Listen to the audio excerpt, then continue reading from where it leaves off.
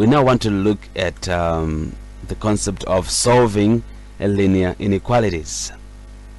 Now, before we do that, you need to understand that we solve the linear inequalities the same way we do linear equations, just with a slight difference. Like if you're multiplying or dividing both sides of the inequality by a negative number, the sign has to reverse. So you need to make sure that you understand these two things before you solve linear inequalities. We handle them the same way we handle linear equations, and when we are multiplying or dividing both sides of the inequality, then by a negative number, the sign has to reverse. So I have right here with me examples in which we want to solve the linear inequalities. So we've got four examples right here: A, B, C, and D. So what I'm going to do is I'm going to solve part A for you, and after you've seen how I'll be doing it, I want you to do the same, solving inequalities on part B, C, and D. So let's go on to the solution, starting with part A. On part A, we have 2x plus 1 is greater than or equal to 7. How do we solve this inequality? Just look at it as if you have an equation, right? I would shift 1 to the left hand side. Positive 1 becomes negative 1, so that I'll be left with 2x on the left hand side, and 7 minus 1 is 6. And I divide both sides by 2, so that I'll be left with x on the left hand side. 2 into 6 is 3, so I'll be having x is greater than or equal to 3. And that is the solution to part A. I've just solved it as if it was an equation, like we said.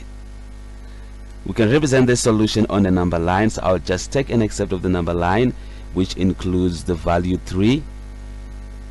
These are values of x that are greater than 3, so that means that I'll be shading on 3 and pointing to the right, and that is the representation of our solution for part A.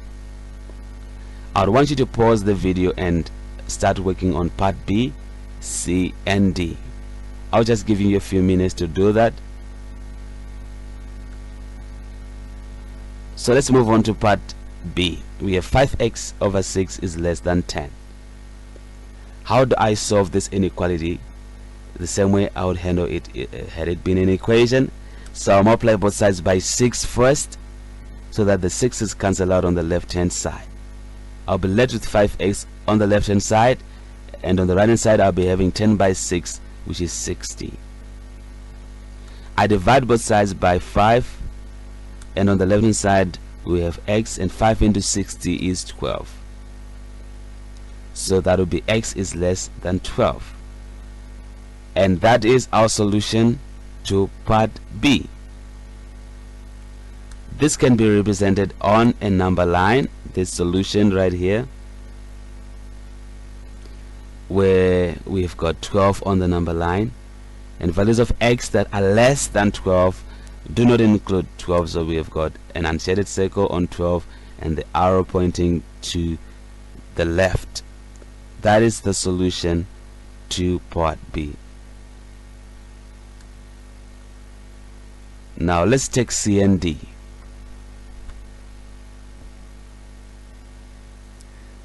Now I hope you have worked out C and D. If not, I would want you to work on them again and see what solutions you're gonna come out with before you can check out my solution. But here we're going to be starting with part C. On part C we have 4 minus 3x is less than x plus 8. I rearrange the terms so that on one side of the inequality I've got terms in x, the unknowns, and on the other side I'll be having the numbers only. That's how we handle equations, isn't it? So I'm going to shift 4 to the left hand side, becomes negative 4, and I'm going to shift x to the right hand side, becomes negative x.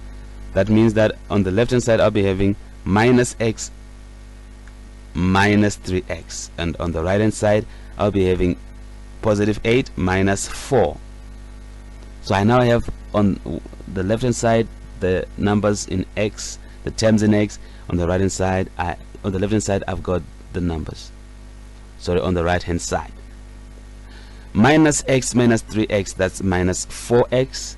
8 minus 4 is 4. I divide both sides by negative 4 here, but you need to be careful here, because remember what we said: if you're dividing or multiplying both sides of the equation by a negative number, in which in this case we've got the negative number negative 4 dividing both sides of the inequality, that means that the sign has to reverse. So here you know that if I divide negative 4 into negative 4, I get 1. So that means that I'll be left with x on the left hand side. And if I divide negative 4 into 4, I get negative 1. That means that I'll be having x is greater than negative 1. Not how the sign has changed. We had less than here, but now the sign has reversed, since we were dividing by a negative number. So that means that we have x is greater than negative 1. For our solution, this can also be represented on a graph. So the graph will come out like this, where we've got an unshaded circle on negative 1, arrow pointing to the right. That's part C for us. Lastly, let's move on to part D. On part D, we have 1 minus x is greater than or equal to 2x plus 7. Rearranging the terms, I shift negative x to the right hand side, becomes positive x. I shift 7 to the left hand side, becomes negative 7. So that means I'll be having 1 minus 7 being greater than or equal to 2x plus x. 1 minus 7 is minus 6. 2x plus x is 3x.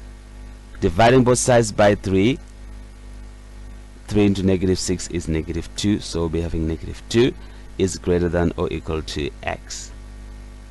If I just want to rewrite this inequality that we have obtained with x on the left hand side, then I'll place x on the left hand side and negative 2 to the right hand side, but the sign has to look the other way. So it's the same as x is less than or equal to negative 2.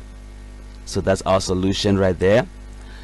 And on the number line, the graphical representation, I'll have my number line, which includes the value negative 2, and values of x that are less than negative 2 or equal to negative 2, sorry, we'll be shading negative 2 and pointing to the left. So that's how we solve that inequality, that linear inequality.